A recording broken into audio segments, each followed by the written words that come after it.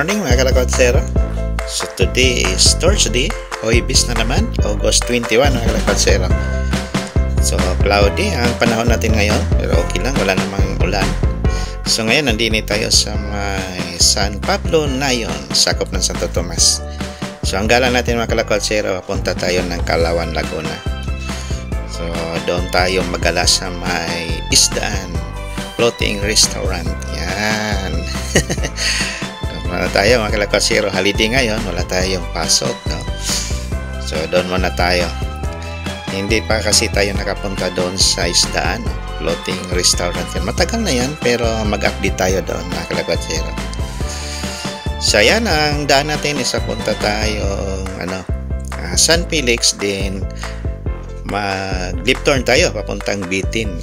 Sa may geothermal tayo dadaan mga kalakatsero para mabilis, para paglabas natin Los Baños na, din Calauan, Laguna. So from Santo Tomas, meron itong layo na 23 kilometers. Malapit lang mga kalakatsero, almost 35 minutes lang ang travel time natin dito. So yan, nandito na tayo sa may San Felix, Santo Tomas. Yan, sa natin si Pastor Brian Banatlao. Yan. So shout out sa iyo, Pastor. Nandito na tayo sa mga barangay San Felix. So, sa unahan, mag-lip turn tayo going to Bitin Road, no? Sa may geothermal. So ito na yung Jollibee din sa may San Felix mga kalakatsero. So ayan, pasok na tayo din sa may Bitin Road. So ito na yung maliit na talipapa din sa may San Felix. So medyo dumami na yung matindahan din, no? So pasensya na tayo sa ating kalsada, medyo maputik dahil sa ongoing construction ng ating Islex TR4, no? Diyan sa may unahan ng unahan na ito, ang Iglesia ni Cristo. Ongoing construction kasi yung mga kalsada mga kalakatsero din, no? So hindi na yung mga heavy equipment, yung mga dump truck, madaan yan, no? Sirang-sira na yung kalsada din, no? So yan, mag-ingat tayo lalo na paggabi, lalo na pag papunta tayo doon sa may Los Baños. So hindi maganda ang kalsada din sa may San Felix hanggang Bitin. So ang daming mga lubak-lubak, mga sira. So doble ingat tayo mga kalakatsero kasi walang street lights din paggabi. Then mabuhangin, yun na nga, mabuhangin, maputik pa yung kalsada. Yan, no? So din aywan ko lang ilang taon na to, no? Hindi talaga to inaayos din, Ito yung boundary ng Santo Tomas at saka Los Baños. O nga, B Laguna pala, hindi Los Baños, si B or Bai. Ewan ko lang, sa tagal-tagal na yung na yan, no? Hindi pa rin inayos yung kalsada doon. So ayan, nandito na tayo sa pinaka proper barangay ng Bitin, Bay Laguna. Mayroon akong kaibigan, ang tawag niya Bai, no? B naman. Ewan ko lang, so comments lang kayo mga kalakatsero, paano yan i-pronounce, Bai or Bay? So, depende na lang siguro yan, no? So ito na yung mga geothermal, oh. So itong kalsada na ito mga kalakatsero, parang private road, no? Wala tayong nakita din ng mga passenger jeepney na nadaan. Kasi kung ito ay ginagamit sa public transpo, medyo mabilis pagpapunta ka ng Los Baños, no? At ang labas natin ay papuntang Calauan na rin. Mabilis pag din tayo dumaan. Kaso lang, marami kasi mga tawag nun, yung sobrang tarik at saka sobrang lusong. Baka hindi siya nakadesign na para sa mga passengers, mga public vehicles. Prone kasi sa accident. Kasi may mga area kagaya din, sobrang lusong to mga kalakatsero. Marami na rin nag-isgasya din na nawala ng mga preno. Then pag pabalikan naman, sobrang ahon din. Baka siguro iniwasan itong kalsada na to. So pabor lang talaga siya sa mga private cars lang, no? So ayan, pa-exit na tayo. Ito na yung exit ng Barangay Poypoy.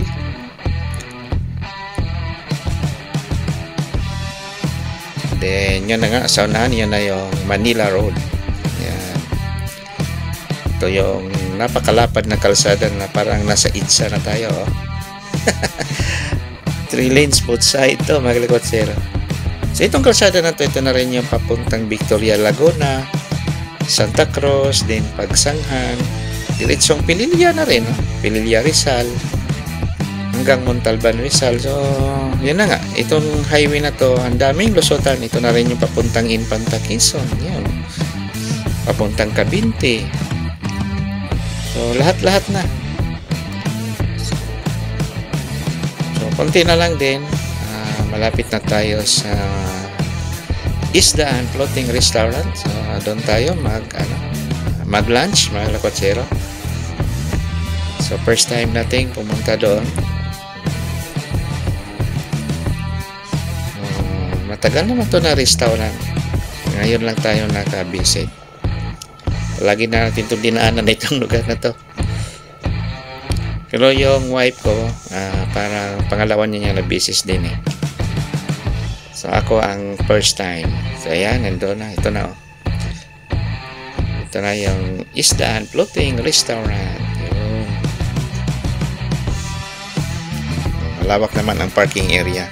So din tayo sa motor. Yan. Oh, ang sarap din yun. Walang init. Okay, park muna tayo.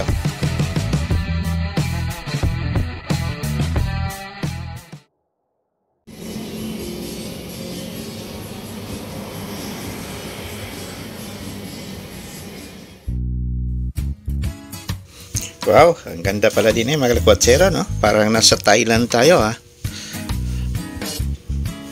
Yan, no? So, isa din to sa mga main attraction din sa may Isdaan Floating Restaurant. Yan, no? So, may souvenir shop din. Dinis. So, ito na yung pinaka-entrance. Yan, no? Then, ito na rin yung sa mga four wheels parking area. Wow, ang ganda pala din eh. First time natin ito mga kalakotsero. So matagal na to na restaurant. Hindi ko naman kung ilang taon na to. I think 2006. Una kong punta din sa may, una kong gala din sa may Laguna. Nandini na to. Pero hindi pa siya ganito kaganda. So ngayon, ang dami, no? Ang daming nabago. Wow. Parang nasa Thailand tayo, ha. Napaganda. No entrance fee. No. Wala palang entrance fee mga kalakotsero din eh, no.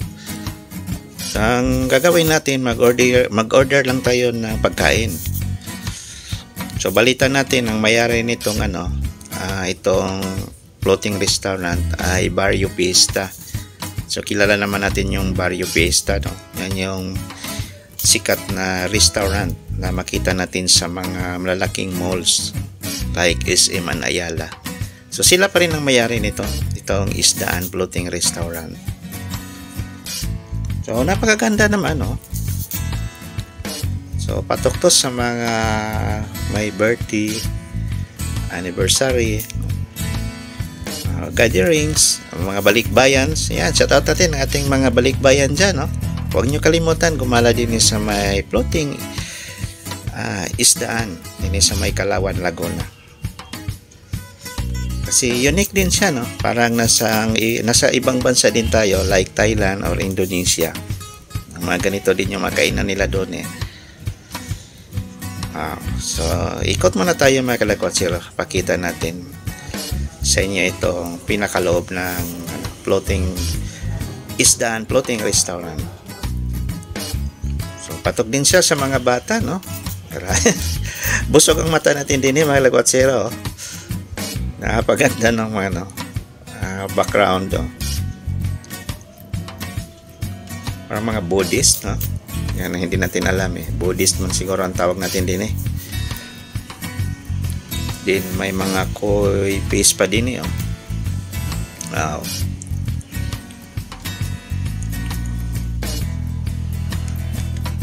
So, hindi tayo sure kung ilang hectares din to. Malawak din, no? Napakalawak.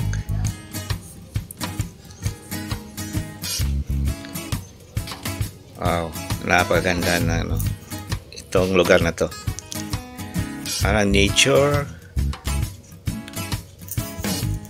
Yung ambience niya napakaganda, mga kalakwatsyero, no? Napaka-relaxing, no? So, ang ganda, ang sarap din oh.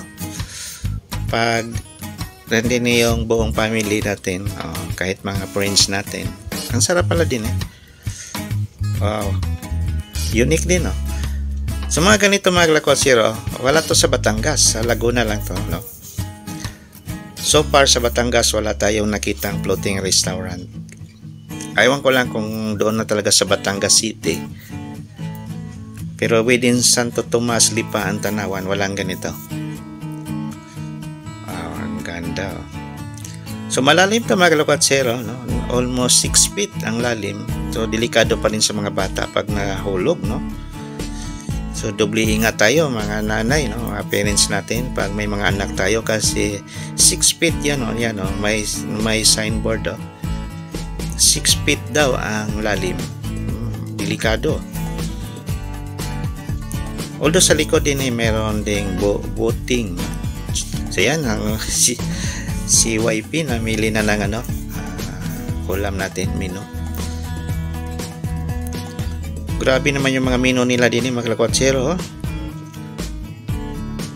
Bulkihan pala ito. Hindi maubos pag tayo lang dalawa. So yung mga order din mga kalakwatsyero is good for 4 person up yan, no? 500. Parang 500 up ang yung rice nila 88 peso. Pero sa tingin ko marami na rin yan. So mga combo meals, good for 10 person, 20 person.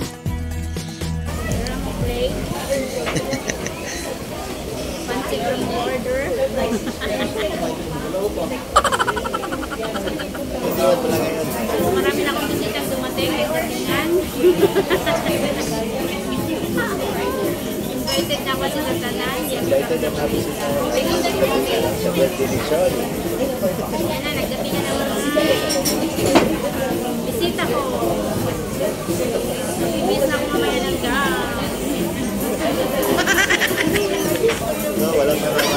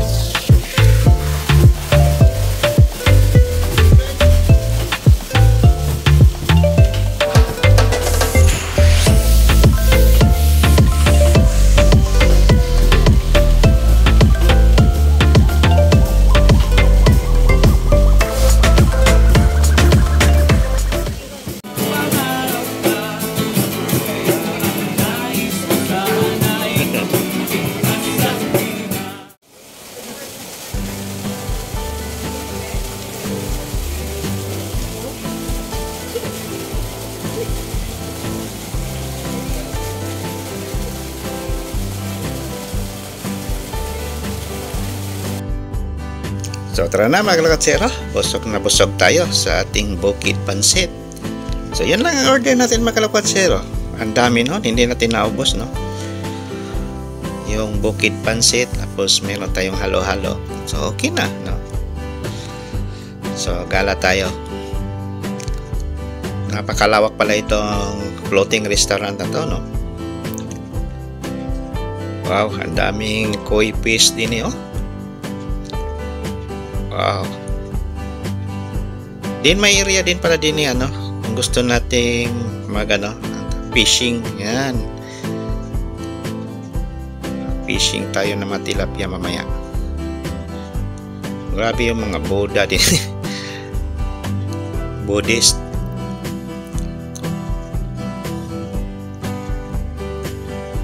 Siguro Buddhist ang may-ari din ang ganda napakaganda mga kalokotsero. It's a great ambience, napaka-relaxing na lugar. So left and right yung mga Buddha din sa Bisaya pa, Buddha. Yan. At may unggoy pa sa likod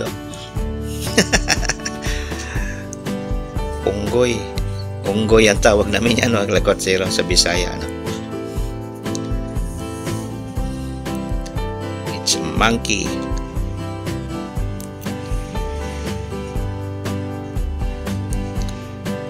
So libre naman siguro yung mga cottage nila, para naman kung nakitang may bayad. Ang daming isda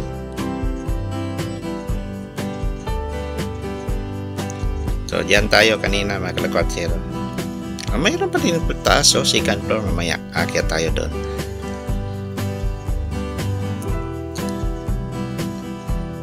Grabe yung din design ng kainan nila din So first time natin nakita kahit sa Cebu mga kalokotsero, walang ganito libago tayo. Maganda din, unique din siya.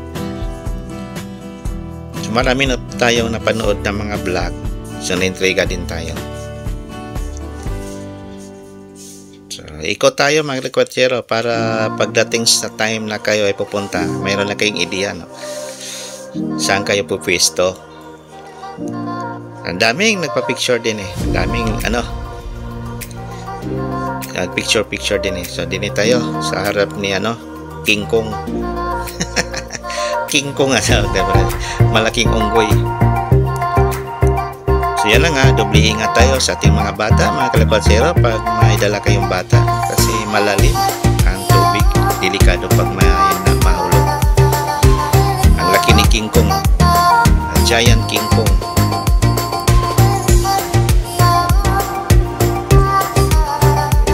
Grabe, napaisip din tayo paano ito ginawa. May Jurassic pa din Jurassic Park. May itlog pa ni Jurassic din Grabe yung creativity din Ginastusan talaga ito. May Batman pa din may Batman, may Superman. Tuwang-tuwa mga bata din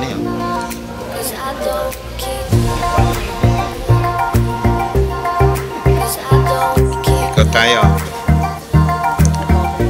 Si Batman.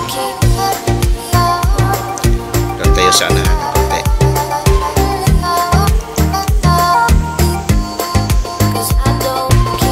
Siguro mga nasa 4 hectares to mga kalokotsero. Estimated ko lang.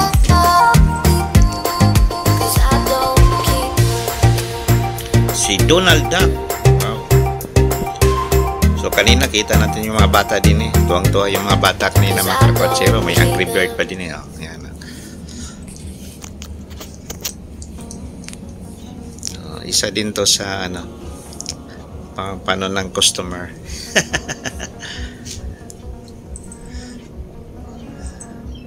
So ayan daming isda din sa likod natin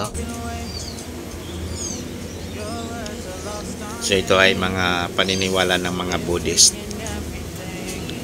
So nasa Thailand tayo, Indonesia, at saka China. So ganito talaga makita natin. Sinaluan pa nila ng mala Disney. So din sana yung din may floating din boating pala, floating naman, sorry, boating. Sakay ka ng boat, ikot ka sa buong restaurant. Bawal lang maligo mga kalakotsero ha. Kasi hindi siya para kulay putik. Ay, itong mga matching. Ayan, mga matching. Nakakatuwa naman May nahiya pa din na unggoy. Ay naku po. So din kung gusto nating magbubuti. Nakakaaliw din. Nakaka-enjoy din yun mga kalakotsero. Habang busog, ikot-ikot muna tayo. Ayan. Ayan yung mga kuha natin. Mga na picture natin. Ayan. So, pag kayo napunta din yung mga kalakotsero, ganyan. Mga posisyon nyo. Parang model. Okay. So, maraming salamat po sa inyong pagpanood mga kalakotsero. So, thank you very much sa ating mga subscribers at saka sa ating mga viewers. Lalo na yung mga kaibigan natin na nasa ibang bansa. So, maraming salamat po. So, naiba muna tayo. Nandini tayo sa may floating restaurant sa may Kalawan, Laguna. So, ngayon, pauwi na tayo. Balik na tayo ng Santo Tomas. So, may layo itong 23 kilometers. So, via Bitin Road tayo. Sa may geothermal at ang labas natin ay sa may barangay San Felix. So dito na lang. Maraming salamat po sa inyong panood. God bless us all. Thank you. Bye bye.